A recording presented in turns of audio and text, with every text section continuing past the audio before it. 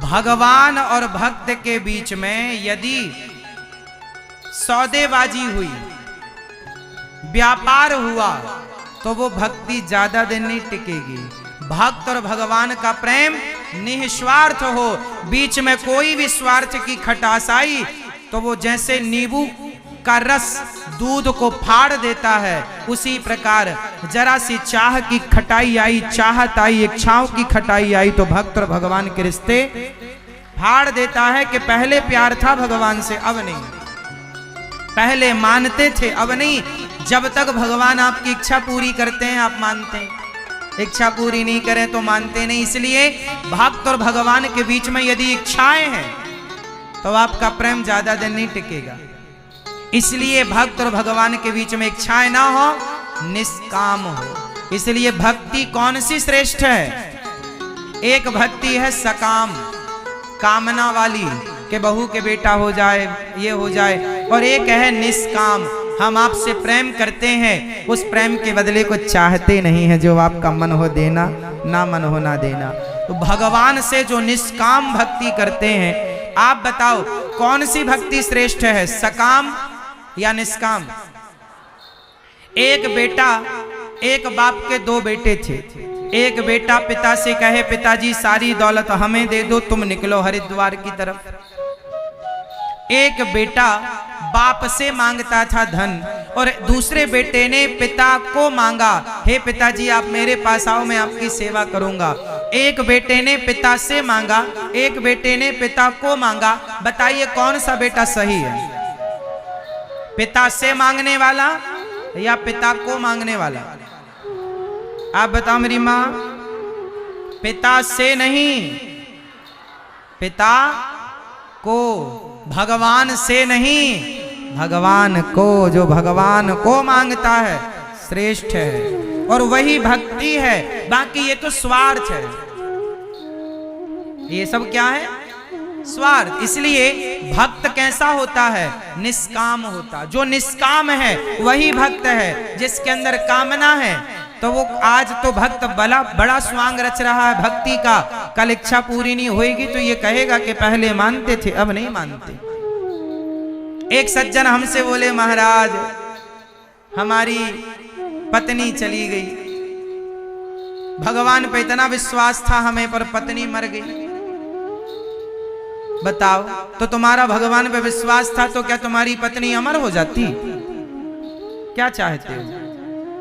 एक पत्नी बोली, महाराज हमारे पति चले गए, हम इतना भक्ति पूजा पाठ करते थे, हमारे पति चले गए भगवान के घर।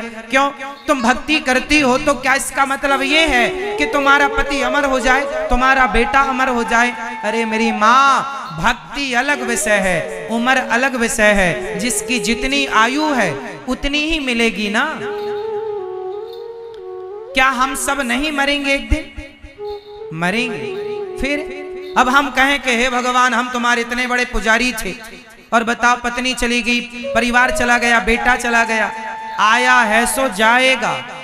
भगवान से प्रेम करो, बीच में चाह ना हो। आप लोग ना इसलिए भक्ति करते हैं कि कहीं पति ना चल बसे, पत्नी ना चल बसे, परिवार में कोई चला ना जाए, कोई मर ना जाए, कोई बीमार ना पड़ जाए। हे भगवान हमारे परिवार को बचाना, कोई मर ना जाए, कोई बीमार ना पड़ जाए। भगवान तो सबके रक्षक हैं, पर जिसकी आयु पूरी हो गई जाना पड़ेगा।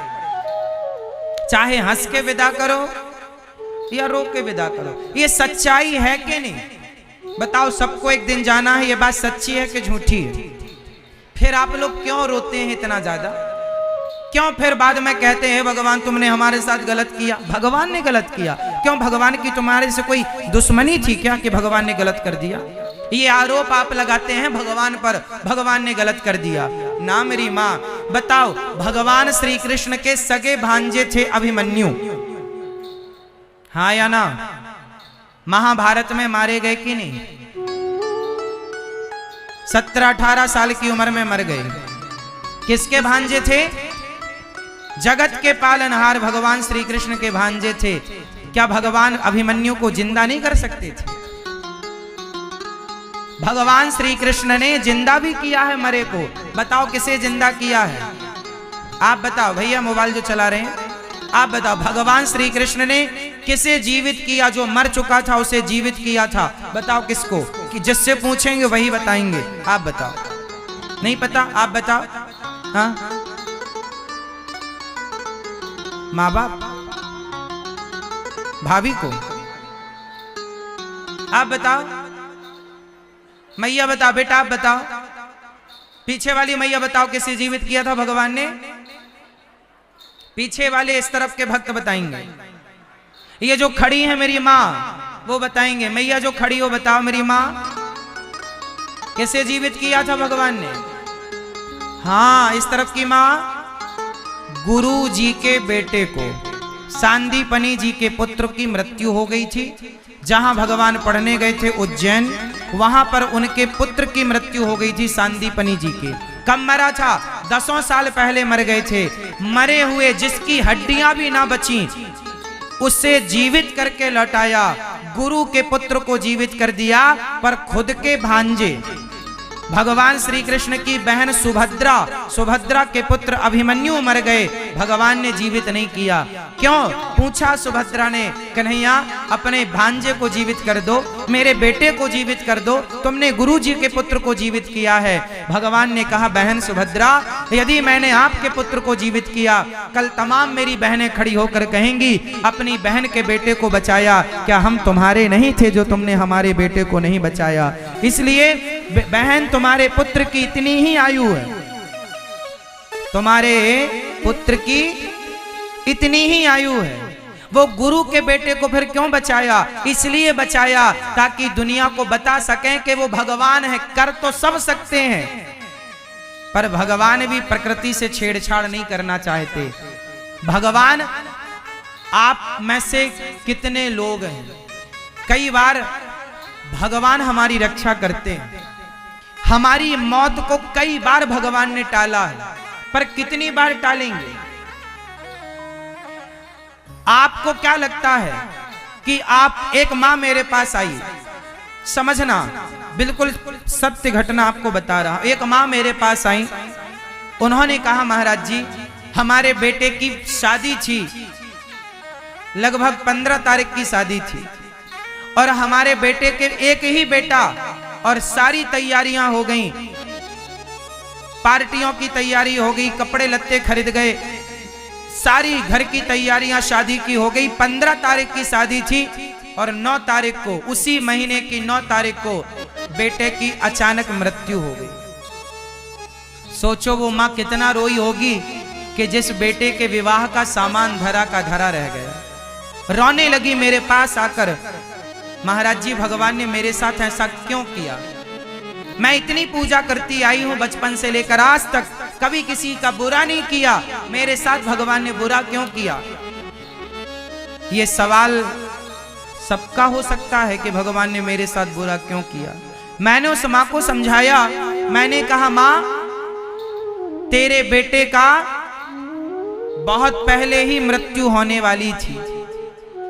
मैंने पूछा कितने साल का था? बोले 25 साल का था।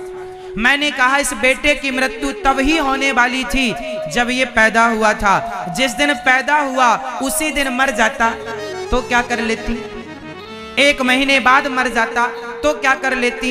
25 सालों तक ना जाने कितनी बार भगवान ने इसकी मृत्यु टाली। क्यों? तुम्हारी भक्ति के बल पर। तुम्हारे किस्मत में पुत्र ही नहीं था, पर तुम्हारी भक्ति के कारण भगवान ने 25 साल के लिए तुम्हें पुत्र सुख दिया। जो दिया उसका धन्यवाद तुमने कभी ना किया। चला गया तो रोने बैठ गई, शिकायत करने बैठ गई, भगवान ने गलत किया।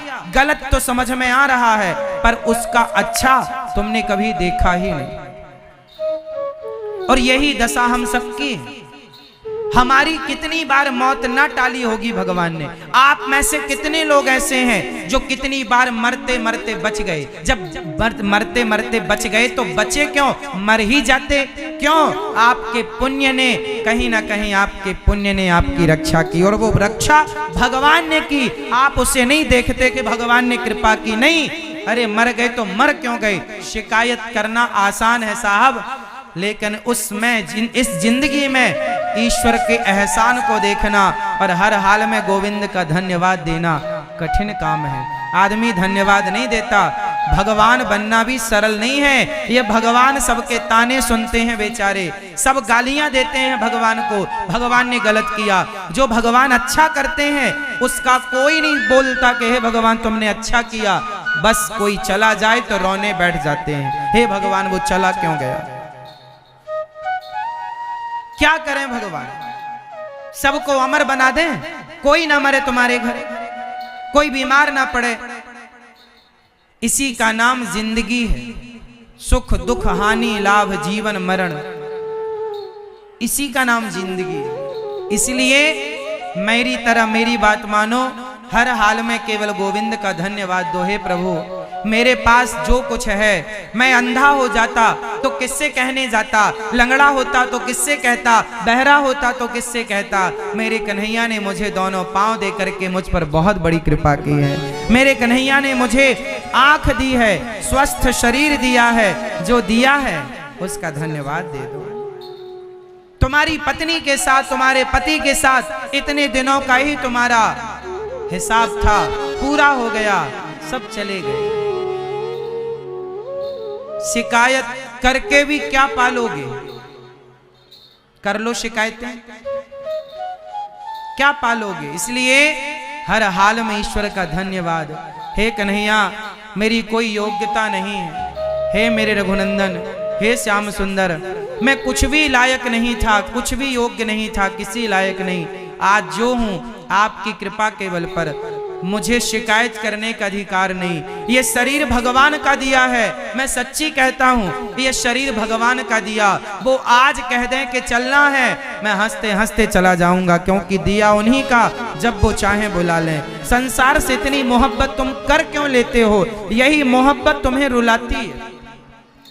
जो तुम्हारा अपना था ही नहीं उसे अपना मान लेते हो। सच्ची बताना, अपने दिल में हाथ रख के बताना, संसार के लोगों से जितना प्यार करते हो, पत्नी पति बेटा बेटी परिवार रिश्तेदार दुकान मकान से, क्या उतना प्यार भगवान से है। विडंबना यही तो है कि संसार को हम अपना मान लेते हैं, पर जो अपने हैं उन्हें हम अपना नहीं मानते।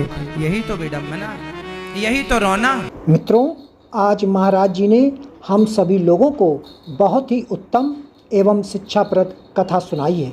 आशा करता हूँ कि इस शिक्षाप्रद कथा से हम सभी कुछ न कुछ शिक्षा अवश्य ग्रहण करेंगे और अपने जीवन को सुखी, सात्विक और सामर्थ्य बनाने का प्रयास करेंगे।